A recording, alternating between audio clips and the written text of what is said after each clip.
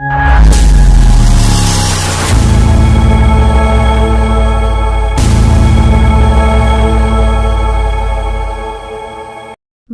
जनता party Daman Diu प्रदेश के द्वारा आज प्रदेश की लोकसभा सीटों पर चुनाव लड़ रहे अपने प्रत्याशियों के संकल्प पत्र की घोषणा मीडिया के माध्यम से की गई। प्रदेश भाजपा के अध्यक्ष दीपेश टंडेल जी की अध्यक्षता में आयोजित प्रेस वार्ताओं में आज इसकी घोषणा की गई। दमन जिला में सुबह 11 बजे प्रदेश अध्यक्ष दीपेश टंडेल जी की अगुवाई में मैनिफेस्टो घोषित किया गया।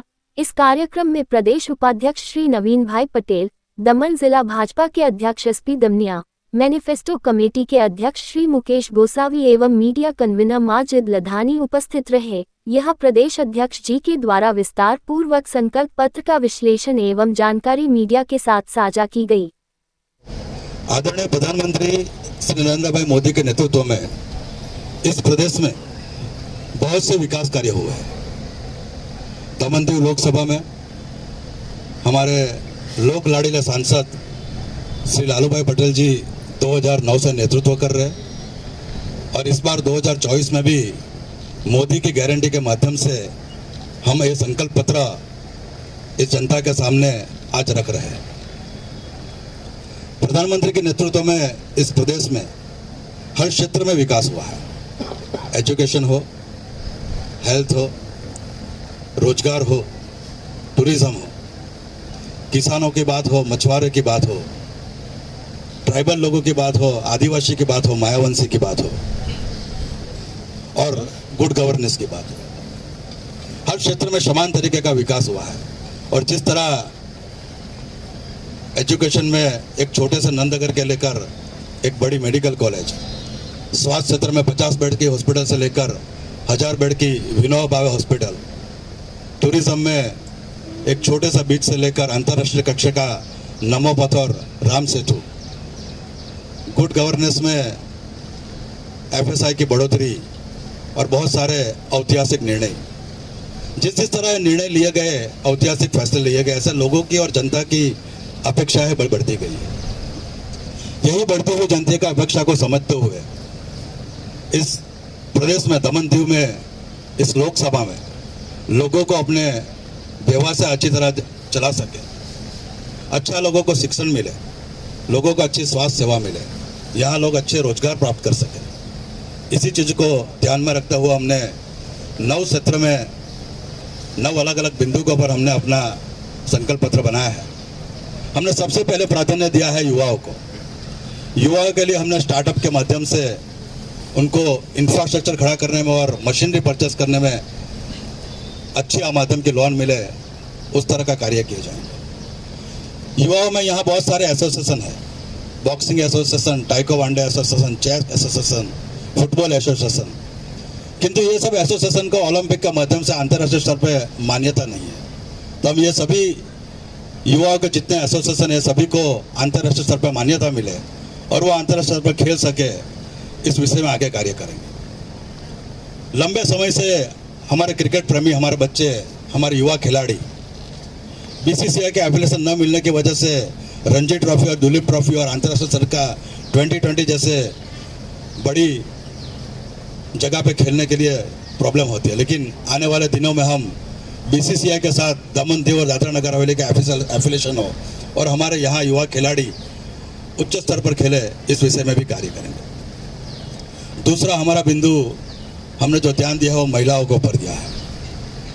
महिलाओं के लिए सबसे पहले महिला आयोग प्रस्तापित हो, यानी वुमेन कमीशन की स्थापना हो, वो स्थापना के लिए हम कार्य करेंगे। आज हमारे दमन और दीव में, दमन में 272 और दीव में 101, यानी कुछ 373 सेल्फ हेल्प ग्रुप चल रहे हैं और ये 373 सेल्फ ग्रुप के माध्यम से 3730 महिलाएं आत्मनिर्भर हुई है। आने वाले दिनों में हम ये लोकसभा की जितने भी महिलाएं हैं, ये सभी महिलाएं आत्मनिर्भर बनकर अपना कार्य कर सके, अपने घर को सुचारू रूप से चला सके और एक सम्मान की स्थिति में जीवन जी सके, इस विषय के ऊपर कार्य करेंगे। और ये जितने भी महिला आत्मनिर्भर बनेगी, वो जो भी प्रोडक्ट बनाएंगे, वो सभी प्रोडक्ट को अंतर्राष्ट्रीय स्तर के ऊपर उसका विस्तार हो, अंतर्राष्ट्रीय स्तर के ऊपर सेलिंग हो, इस विषय के ऊपर भी पॉलिसी बनाएंगे। डिक्री डेवलपमेंट की हमारी एक योजना है।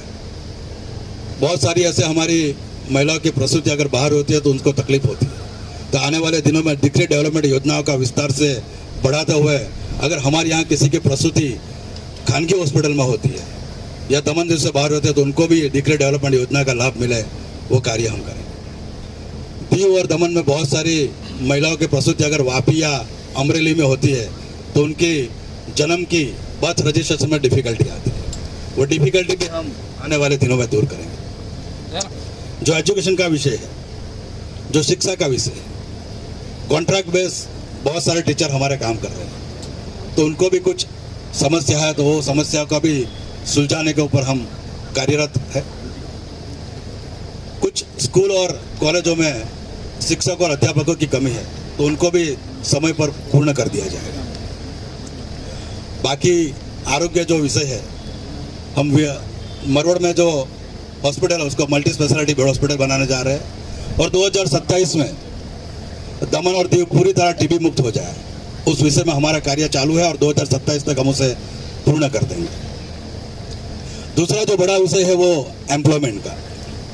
एम्प्लॉयमेंट में हमारा सबसे मुख्य विषय है कि हम यहाँ के जो स्थानिक लोग हैं, दमन और दीव के जो डोमिसाइल लोग हैं, जो पिछले 10 साल से यहाँ पे उनका जन्म हुआ है, उनके माता पिता जी का यहाँ जन्म हुआ है, ये सभी स्थानिक लोगों को ग्रुप सी और डी की निमणूक में सबसे पहला प्राधान्य मिले, उस विषय पर भी हम विस्तार पूर्वक कार्य करें और स्थानिक लोगों को यहाँ इंडस्ट्रीज में रोजगारी मिले, इंडस्ट्रीज का विस्तार हो, आईटी हब जैसे नया डेवलपमेंट आए और जो बाहर से आए हुए लोग हैं, हमारे उत्तर बिहार, उत्तर प्रदेश, बिहार, उड़ीसा, केरला, कर्नाटका, मध्य प्रदेश, ऐसे जो बाहर से आए हुए लोग हैं उनको भी पूरी तरह रोजगारी मिले और जो ओवर टाइम होता है वो ओवर टाइम भी एक अच्छे कीमत का मिले, उस विषय में भी हम काम करें। उसके बाद का जो हमारा विषय है वो है किसान, माछीमार, आदिवासी और मायावंशी।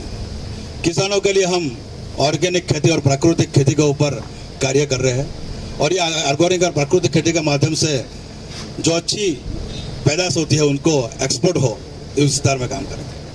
मछुआरे के लिए जो समस्या है कि उनको जाल बुनने के लिए व्यवस्था, जो कांठा है हमारा, उसके ऊपर ही की जाएगी।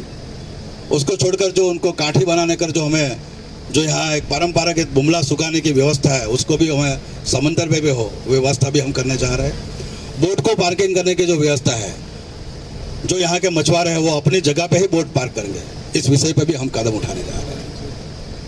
आदिवासियों का जो भवन है वो उनके समाज के लिए, उनके समाज के नाम पर ही पुनः निर्माण करके उनको दिया जाएगा। मायावंशियों को जो स्कॉलरशिप की समस्या है, उनके बच्चों को भी स्कॉलरशिप मिले और उनको भी पूर्ण रूप से रिजर्वेशन आगे मिले, उस विषय पे भी हम आगे काम करने जा रहे हैं। और सबसे महत्व की बात, हमने अभी अभी वैट रिफंड दिलाया है, लेकिन बावजूद कुछ 2 वर्ष के या 16 महीने के वैट रिफंड बाकी पड़े हुए हैं। ये जो बाकी पड़े वैट रिफंड है, हमारे यहाँ दीव में 1600 से ज़्यादा बोट है और दमन दीव में भी 150 से ज़्यादा बोट है। ये सभी को वैट रिफंड पुनः मिले, उस विषय के भी कार्य चल रहा है और आने वाले 100 दिनों के अंदर हम ये कार्य पूरा करेंगे। उसके बाद का जो महत्व का हमारा विषय है वो है टूरिज्म का। दमन और दीव पहले से टूरिज्म में सबसे आगे चल रहा है और आने वाले दिनों में दमन दीव की प्रस्ताविता अंतर्राष्ट्रीय स्तर पे हो, इसलिए हमने कार्य चालू किया है। खास करके जो जमपोर और देवका, ये दोनों जगह पे पारंपरिक रूप से लोग लारी लगा के काम करते थे, लेकिन उससे भी आगे बढ़ते हम ये दोनों बीचों के ऊपर जो वहाँ के स्थानिक लोग हैं वो स्थानिक लोगों को रोजगारी देंगे और एक अच्छी से अच्छी कक्षा की स्टॉल्स, कुछ स्टॉल्स हमने नगर पालिका के माध्यम से दे दिए हैं। तो ऐसे देवका और जमपोर बीच का हम अत्यंत आधुनिक स्टॉल स्थानिक लोगों को देकर स्थानिक लोगों की रोजगारी बढ़े, इस विषय पर हम काम करने जा रहे हैं। बहुत सारे हमारे मरवड़, कड़िया और देवका और शायद दुनेठा में भी बहुत सारे घरों में ऐसा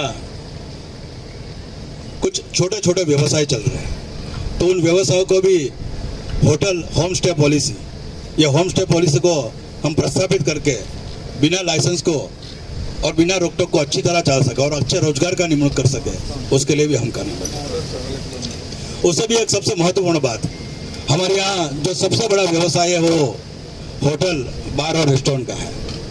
आज की जो परिस्थिति है उसमें होटल, बार और रेस्टोरेंट का रेन्यूअल्स, नवीनीकरण, रजिस्ट्रेशन जो बोलते हैं, री रजिस्ट्रेशन, उनकी अवधि 1 साल की है।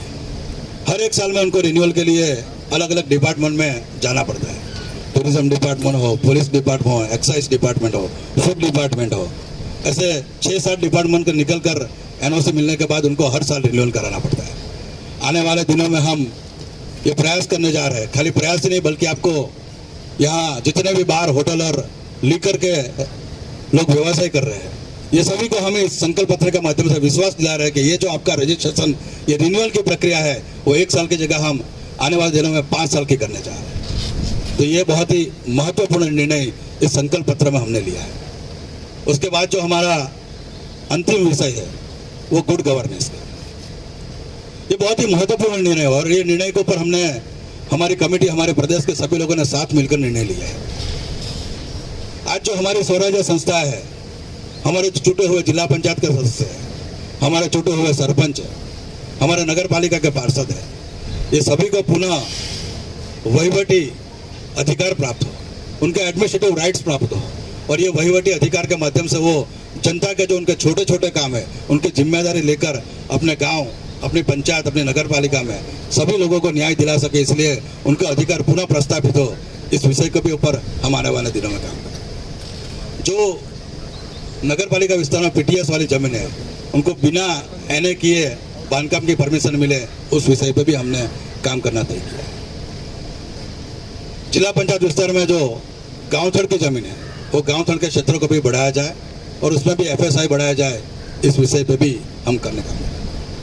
2 महत्वपूर्ण निर्णय इस गुड गवर्नेंस में भी लिए हुए।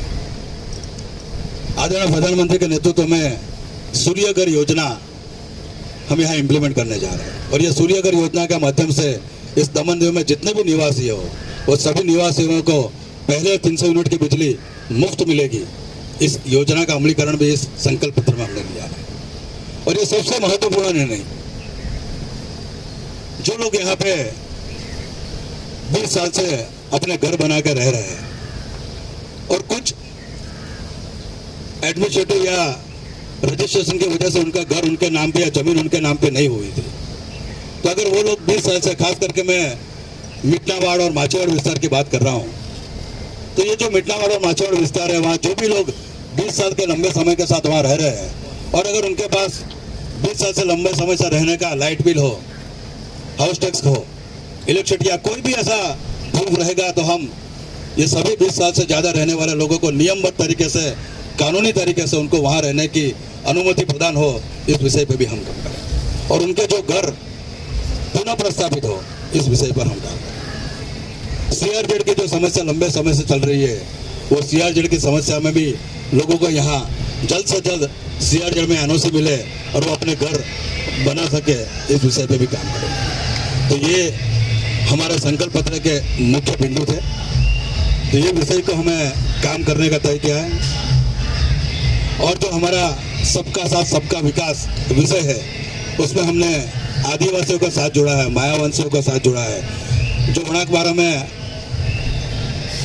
हमारी जो नई जेटी बनने जा रही है, वो जेटी का भी हमने ट्राई किया है और खास करके आदिवासियों का जो सांस्कृतिक भवन है, वो हम अलग से एक बड़ी जमीन पे उन समाज के नाम पे आदिवासी लोगों को उनका भवन बना के देंगे, इस विषय का भी हमने तय किया है। तो ये हमारे संकल्प पत्र के मुख्य बिंदु थे, जिसमें हमने इस दमन दीव में रहने वाली सभी जातियों का समावेश करने का प्रयास किया है और जो भी जितने भी यहाँ विषय है, एजुकेशन हो, हेल्थ हो, टूरिज्म हो, एम्प्लॉयमेंट हो, गुड गवर्नेंस हो, ये सभी चीज़ों को भी समावेश करने का किया है। और मैं आशा रखता हूँ कि यही सब संकल्प पत्र में हमने जो बिंदु लिए हैं, ये बिंदु को लेकर हम जनता के बीच जाएंगे और यही जनता को विश्वास दिलाएंगे कि आने वाले 100 दिनों में, इसको हमने ये 47 पॉइंट लिए हैं, आने वाले सिर्फ 100 दिनों में 47 में से 30% काम जनता के समझ कर करेंगे। बहुत बहुत धन्यवाद, आभार।